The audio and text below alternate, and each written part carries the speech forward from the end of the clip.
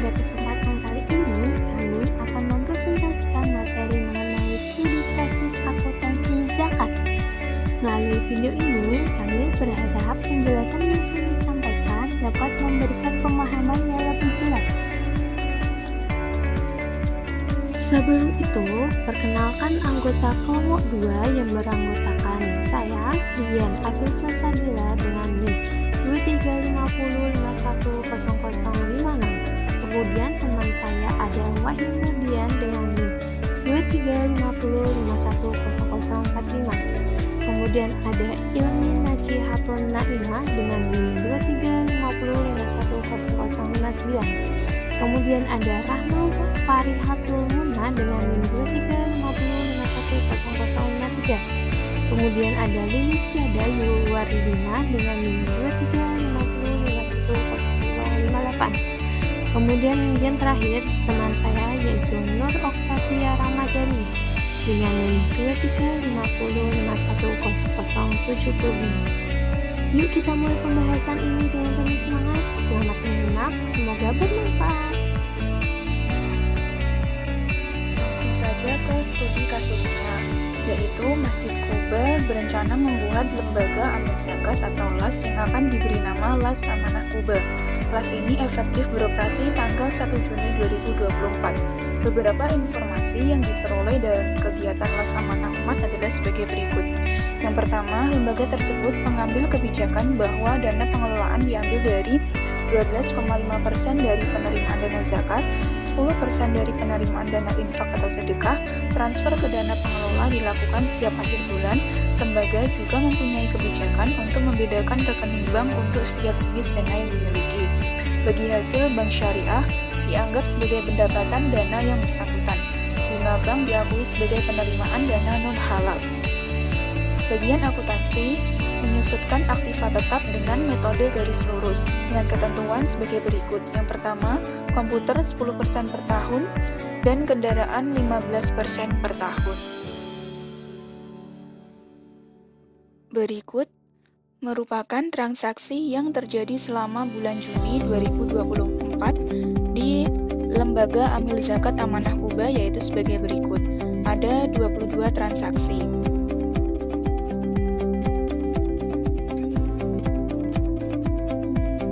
Langsung saja kita buat jurnal dari 22 transaksi tersebut. Transaksi yang pertama yaitu tanggal 1 Juni diterima pinjaman dari Tuan Gofur sebesar 20 juta untuk modal kerja awal lembaga. Karena lembaga menerima pinjaman, maka ada dana kas masuk, yang mana kas bertambah di sisi debit sebesar 20 juta. Sedangkan untuk mencatat pinjaman dari Tuan Gofur sebesar 20 juta diakui sebagai kewajiban jangka pendek yang menjadi tanggungan amil. Maka hutang jangka pendek akan bertambah di sisi kredit sebesar 20 juta. Transaksi kedua, pada tanggal 1 Juni diterima dari PT Adikarya dana zakat sebesar 160 juta dari infak 100 juta. Nah, dari transaksi ini akan dibuat dalam rekening penerimaan dana untuk masing-masing jenis. Yang pertama ada penerimaan dana zakat, yang berarti ada akun kas zakat yang bertambah di sisi debit sebesar 160 juta dan penerimaan dana zakat di sisi kredit sebesar 160 juta. Yang kedua, untuk dana infaknya, maka akan timbul akun kas infak di sisi debit sebesar 100 juta dan penerimaan dana infak sebesar 100 juta di kredit. Transaksi ketiga yaitu tanggal 2 Juni membayar sewa kantor selama setahun sebesar 4.800.000. Nah, karena bayar sewa kantor setahun, maka akun yang akan muncul yaitu sewa dibayar di muka. Yang mana akun tersebut merupakan akun harta atau aset sehingga akan bertambah di sisi debit. Sehingga jurnalnya menghasilkan sewa dibayar di muka di sisi debit dan kas di sisi kredit sebesar 4.800.000 karena ada uang kas yang keluar. Transaksi yang keempat, tanggal 3, membeli alat tulis untuk keperluan lembaga sebesar 2 juta. Nah, untuk jurnalnya, maka akan muncul akun sublist alat tulis kantor yang merupakan akun aset sehingga bertambah di sisi debit sebesar 2 juta. Karena membeli alat tulis, maka kasnya akan berkurang sehingga kas akan berada di sisi kredit sebesar 2 juta.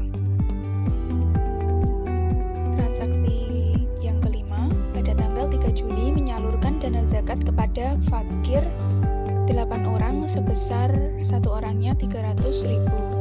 Maka dana zakat untuk penyaluran tersebut sebesar 8 orang dikali 300.000 sama dengan 2.400.000. Maka akun yang muncul adalah penyaluran fakir miskin sebesar 2.400.000 di debit dan kreditnya adalah kas karena menyalurkan dana zakat ke fakir, maka kas zakatnya akan berkurang. Sehingga jurnalnya menjadi penyaluran fakir miskin di debit sebesar 2,4 juta dan kas zakat di kredit sebesar 2,4 juta. Selanjutnya transaksi yang ke-6, pada tanggal 6 Juni menyalurkan dana zakat kepada orang yang kekurangan biaya perjalanan si fulan sebesar 1 juta. Nah, kasus ini sama dengan kasus nomor 5, hanya saja yang membedakan adalah kepada siapa dana zakat disalurkan, di mana pada kasus nomor 6 ini penyalurannya adalah kepada orang yang kekurangan biaya perjalanan atau Ibnu Sabil. Maka akun yang muncul adalah penyaluran Ibnu Sabil sebesar 1 juta di debit dan kreditnya adalah kas zakat sebesar 1 juta. Pada transaksi ke-7, tanggal 8 Juni menyalurkan dana zakat kepada seorang mu'alaf sebesar 800.000. Nah, pada transaksi ini sama dengan transaksi nomor 5 dan nomor 6, yaitu tentang penyaluran dana zakat, sehingga jurnalnya pun setipe. Sehingga jurnalnya dapat dibuat menjadi penyaluran mu'alaf sebesar 800.000 di debit dan kas zakat sebesar 800.000 di kredit. Selanjutnya, transaksi nomor 8, tanggal 10 Juni, lembaga membuka 2 rekening di Bank Aladin Syariah dengan nomor 01.01 untuk dana zakat dan nomor 01.02 untuk dana infak, masing-masing disetor 10 juta. Nah, bagaimana jurnalnya? Karena membuka rekening, maka kas Bank Aladin Syariah bertambah. Karena kas Bank Aladin Syariah termasuk aset, maka akan dicatat di debit. Dan kreditnya yaitu kas zakat karena kas zakat berpindah ke rekening Bank Aladin sehingga kas zakat akan berkurang. Sehingga jurnalnya akan membentuk seperti ini. Kas Bank Aladin Syariah 01.01 di debit sebesar 10 juta dan kas zakat di kredit sebesar 10 juta. Rekening Aladin Syariah di debit sebesar 10 juta dan kas zakat di kredit sebesar 10 juta. Transaksi nomor 9, tanggal 11 Juni, lembaga membuka rekening bank konvensional untuk lalu lintas jasa keuangan dan disetorkan dana sebesar 2 juta. Nah, transaksi ini sama dengan transaksi nomor 8, yaitu rekening bank akan bertambah karena rekening bank adalah aset, maka rekening bank dicatat di debit. Sedangkan kas zakat akan berkurang karena aset lembaga berkurang, maka akan dicatat ke kredit. Sehingga jurnalnya akan membentuk rekening bank konvensional sebesar 2 juta di debit dan kreditnya adalah kas zakat sebesar 2 juta.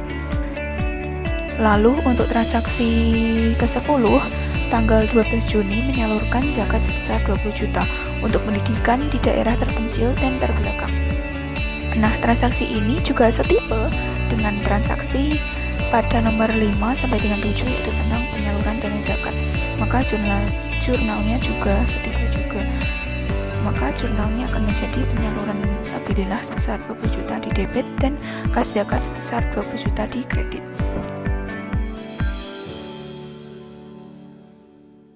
Transaksi yang ke-11, tanggal 12 Juni diterima dari Ibu Ana zakat dalam bentuk emas sebesar 80 gram dengan nilai 40 juta.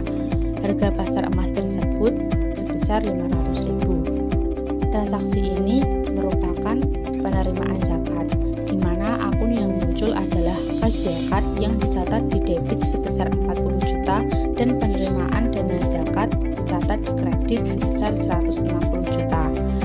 Transaksi ke-12, tanggal 13 Juni dilakukan penyaluran dalam santunan pendidikan kepada saudara Adam sebesar 10 juta yang diambil dari dana infak.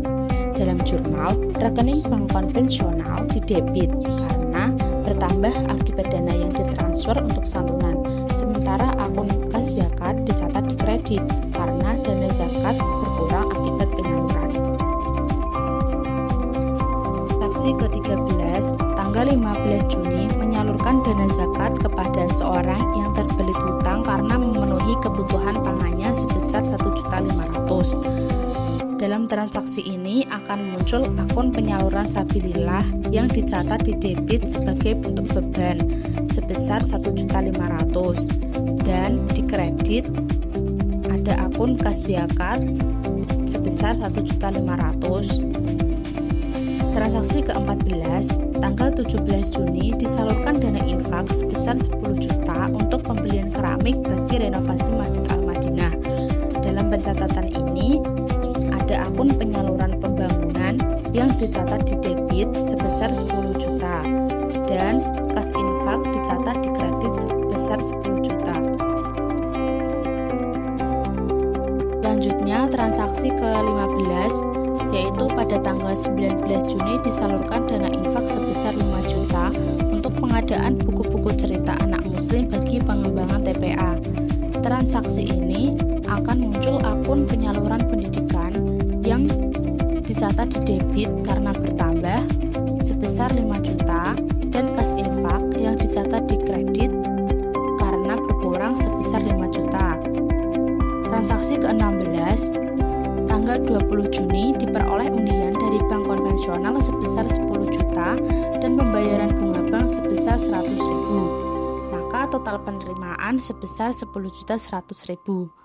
Pencatatan akun rekening bank konvensional dicatat di sebelah debit karena saldo bank bertambah sebesar 10.100.000 dan penerimaan dana non halal dicatat di kredit sebesar 10.100.000. Transaksi ke-17, tanggal 21 Juni memberikan bantuan material untuk renovasi WC umum melalui mahasiswa KKN senilai 6 juta yang terdiri dari semen, pasir, dan batu. Dalam pencatatan, akun penyaluran dana non halal dicatat di debit sebagai beban sebesar 6 juta dan rekening bank dicatat di kredit karena saldo berkurang sebesar 6 juta. Transaksi ke-18 tanggal 30 Juni membayar biaya telepon dan listrik masing-masing 400.000 dan 200.000. Maka total pembayaran yaitu 600.000. Akun yang dicatat yaitu beban listrik dan telepon yang dicatat di bagian debit karena beban operasional meningkat sebesar 600.000 dan di kredit kas amil berkurang sebesar 600.000. Transaksi ke-19 tanggal 30 Juni membayar gaji 3 orang amil sebesar 1.500.000 per orang. Maka total gaji yang harus dibayarkan sebesar 4.500.000. Transaksi ini akan muncul akun beban gaji amil yang dicatat di debit karena beban bertambah sebesar 4.500.000. Sedangkan kas amil berkurang dicatat di kredit sebesar 4.500.000. Transaksi ke-20 pada tanggal 30 Juni mencatat transfer dana zakat dan infak ke dana pengelola. Pada pencatatan ini terdapat 3 tahap pencatatan.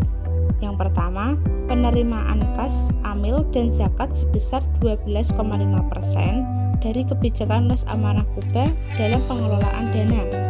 Maka 12,5% ini dikali 200 juta. Hasilnya 25 juta.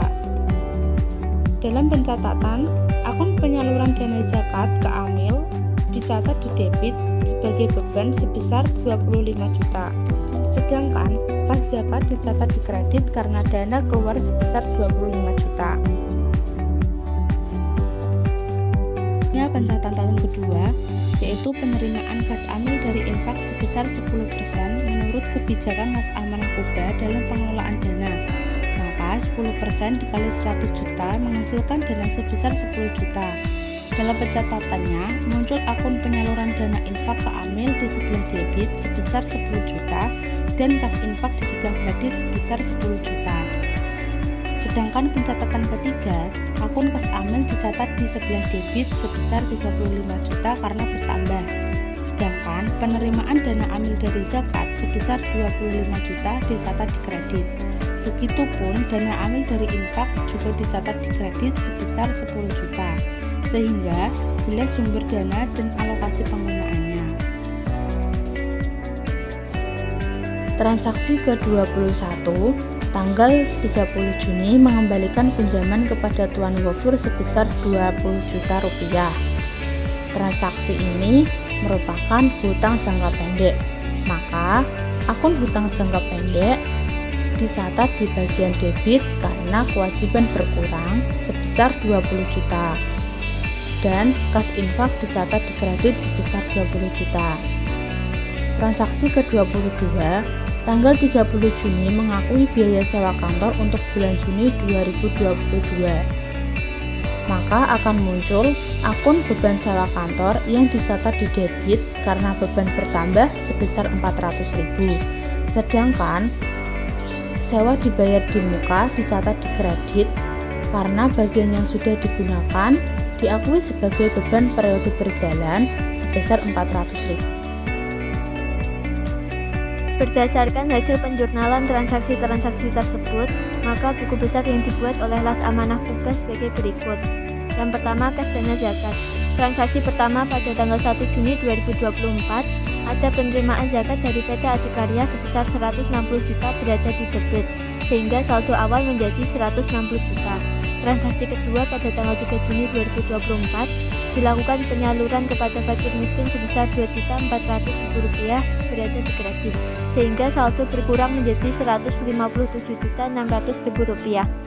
Transaksi ketiga pada tanggal 6 Juni 2024, dilakukan penyaluran kepada Ibnu Sabil sebesar 1 juta berada di kredit, sehingga saldo berkurang menjadi Rp156.600.000. Transaksi keempat pada tanggal 8 Juni 2024, dilakukan penyaluran ke mu'alaf sebesar Rp800.000 berada di kredit, sehingga saldo berkurang menjadi Rp155.800.000.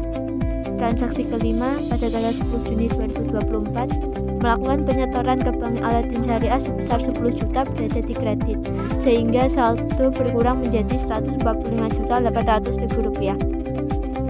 Transaksi ke-6 pada tanggal 11 Juni 2024, melakukan penyetoran ke bank konvensional sebesar 2 juta berada di kredit, sehingga saldo berkurang menjadi Rp143.800.000. Transaksi ke-7 pada tanggal 12 Juni 2024, dilakukan penyaluran ke Sabilillah sebesar 20 juta berada di kredit, sehingga saldo berkurang menjadi Rp123.800.000. Transaksi ke-8 pada tanggal 12 Juni 2024, dilakukan penyaluran dari Ibu Ana sebesar 40 juta berada di debit karena berada di debit menerima penerimaan dari Ibu Ana, sehingga saldo bertambah menjadi Rp163.800.000. Transaksi ke-9 pada tanggal 15 Juni 2024, dilakukan penyaluran ke Gorim sebesar Rp1.500.000 berada di kredit, sehingga saldo berkurang menjadi Rp162.300.000. Transaksi yang terakhir pada tanggal 30 Juni 2024, dilakukan penyaluran dana hak amil sebesar 25 juta berada di kredit, sehingga saldo berkurang menjadi Rp137.300.000. Yang kedua, kas dana infak. transaksi pertama pada tanggal 1 Juni 2024 diterima infak dari PT Adikarya sebesar 100 juta berada di debit, sehingga saldo awal menjadi 100 juta. Yang kedua, transaksi pada tanggal 10 Juni 2024 melakukan penyetoran ke Bank Aladin Syariah sebesar 10 juta berada di kredit, sehingga saldo berkurang menjadi 90 juta. Yang ketiga, transaksi pada tanggal 13 Juni 2024 dilakukan penyaluran ke pendidikan sebesar 10 juta berada di kredit, sehingga saldo berkurang menjadi 80 juta. Yang keempat, transaksi pada tanggal 17 Juni 2024 dilakukan penyaluran ke pembangunan masjid sebesar 10 juta berada di kredit, sehingga saldo berkurang menjadi 70 juta. Yang kelima, transaksi pada tanggal 19 Juni 2024 dilakukan penyaluran ke pendidikan sebesar 5 juta berada di kredit, sehingga saldo berkurang menjadi 65 juta. Yang terakhir, transaksi pada tanggal 30 Juni 2024 dilakukan penyaluran dana hak amil sebesar 10 juta berada di kredit, sehingga saldo berkurang menjadi 55 juta. Yang ketiga, kas dana amil, transaksi pertama pada tanggal 1 Juni 2024, amil menerima pinjaman dari Tuan Gofur sebesar 20 juta berada di debit, sehingga saldo awal menjadi 20 juta. Yang kedua, transaksi pada tanggal 2 Juni 2024 membayar sewa kantor sebesar Rp4.800.000 berada di kredit, sehingga saldo berkurang menjadi Rp15.200.000. Yang ketiga, transaksi pada tanggal 3 Juni 2024 membeli alat tulis kantor sebesar 2 juta berada di kredit, sehingga saldo berkurang menjadi Rp13.200.000. Yang keempat, transaksi pada tanggal 30 Juni 2024 membayar listrik dan telepon sebesar Rp600.000 berada di kredit, sehingga saldo berkurang menjadi Rp12.600.000. Yang kelima, transaksi pada tanggal 30 Juni 2024 membayar gaji amil selama bulan Juni 2024 sebesar Rp4.500.000 berada di kredit, sehingga saldo berkurang menjadi Rp8.100.000. Yang keenam, transaksi pada tanggal 30 Juni 2024 amil menerima dana hak amil sebesar 35 juta berada di debit, sehingga saldo bertambah menjadi Rp43.100.000. Yang terakhir, transaksi pada tanggal 30 Juni 2024 dilakukan pembalian hutang Tuan Gofur sebesar 20 juta di kredit, sehingga saldo berkurang menjadi Rp23.100.000. Yang keempat ada Bank Aladin Syariah Zakat. Terdapat transaksi pada tanggal 10 Juni 2024 adanya setoran zakat dari kas yang menambahkan saldo di sebelah debit sebesar Rp10 juta. Yang kelima ada Bank Aladin Syariah Infak.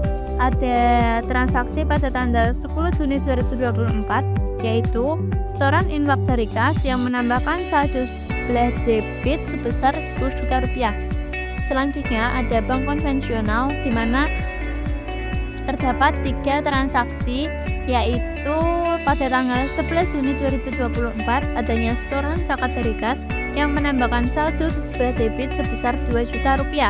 Tanggal 21 Juni 2024 adanya transaksi undian dan bunga sebesar Rp1.100.000 yang menambahkan saldo di sebelah debit, sehingga saldo yang awal mulanya pada tanggal 11 Juni tahun 2024 adalah 2 juta bertambah dengan 10.100.000 sehingga saldonya adalah Rp12.100.000. Tanggal 24 Juni 2024 terdapat lagi transaksi pada bank konvensional yaitu penyaluran pembangunan fasilitas umum via KKN yang mengurangi saldo di sebelah kredit sebesar 6 juta. Jadi saldo yang awal mulanya adalah Rp12.100.000 berkurang 6 juta sehingga saldonya adalah Rp6.100.000. Yang ketujuh ada sewa dibayar di muka, yaitu ada pada tanggal 2 Juni tahun 2024 dicatat sebagai pembayaran sewa kantor yang dimana saldonya di sebelah debit sebesar Rp4.800.000. Kemudian ada pada tanggal 30 Juni tahun 2024 itu ada pengakuan sewa pada bulan Juni yang dicatat di sebelah kredit, maka saldo tanggal 2 Juni tahun 2024 itu berkurang 4 juta sehingga saldonya adalah 4.400.000 pada tanggal 30 Juni tahun 2024 tersebut. Selanjutnya yang ke-8 yaitu surplus. Pada tanggal 3 Juni tahun 2024 ada transaksi pembelian alat tulis kantor yang dimana ini didapat di sebelah debit sebesar 2 juta rupiah dan saldo surplus bertambah menjadi 2 juta rupiah. Yang ke-9 yaitu ada utang jangka panjang di mana pada tanggal 1 Juni tahun 2024 adanya pinjaman dari Tuan Gofur yang dicatat di sebelah kredit sebesar 20 juta rupiah dan saldo hutang bertambah menjadi 20 juta rupiah. Yang tanggal 30 Juni ada pengembalian hutang dari Tuan Gofur dicatat di kolom sebelah debit yaitu 20 juta rupiah. Maka saldo hutang kembali menjadi 0. Yang ke-10 ada penerimaan dana zakat. Pada tanggal 1 Juni tahun 2024 ada penerimaan zakat dari PT Adiaksa sebesar 6 juta rupiah sehingga saldo bertambah menjadi 16.160 juta rupiah. Kemudian pada tanggal 12 Juni ada penerimaan lagi dari Ibu Ocha sebesar 40 juta rupiah. Jadi total saldo yang terkumpul menjadi 200 juta rupiah. Yang ke-11 ada penerimaan dana infak. Telah dicatat pada tanggal 1 Juni tahun 2024 adanya penerimaan dari PT Adiaksa yang menambahkan saldo di sebelah kredit sebesar 50 juta rupiah. Yang ke-12 ada penerimaan dana amil. Telah dicatat pada tanggal 30 Juni tahun 2024 adanya penerimaan hak amil dari dana zakat yang menambahkan saldo di sebelah kredit sebesar 25 juta rupiah. Tanggal 30 Juni tahun 2024 adanya transaksi penerimaan hak amil dari dana infak yang menambahkan saldo di sebelah kredit sebesar 10 juta rupiah. Jadi, saldo yang awal mulanya adalah 25 juta rupiah bertambah dengan 10 juta, hasilnya adalah dicatat sebelah saldo adalah 35 juta rupiah. Selanjutnya, ada penerimaan dana men halal. Tanggal 30 Juni tahun 2024 adanya undian dan bunga di kolom kredit dicatat sebesar 10.100.000 rupiah. Yang ke-14 ada penyaluran dana zakat fakir miskin. Pada tanggal 3 Juni tahun 2024 telah dicatat penyaluran fakir miskin yang menambahkan saldo sebelah debit yaitu sebesar 2.400.000 rupiah.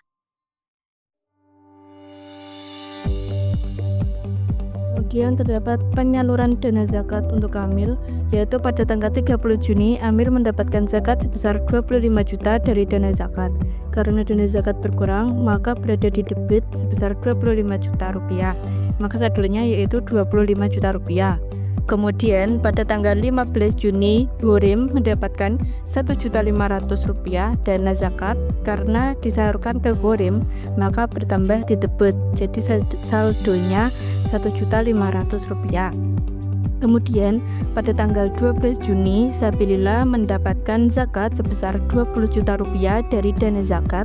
Karena dana zakat bertambah, maka berada di debit, jadi saldonya 20 juta rupiah.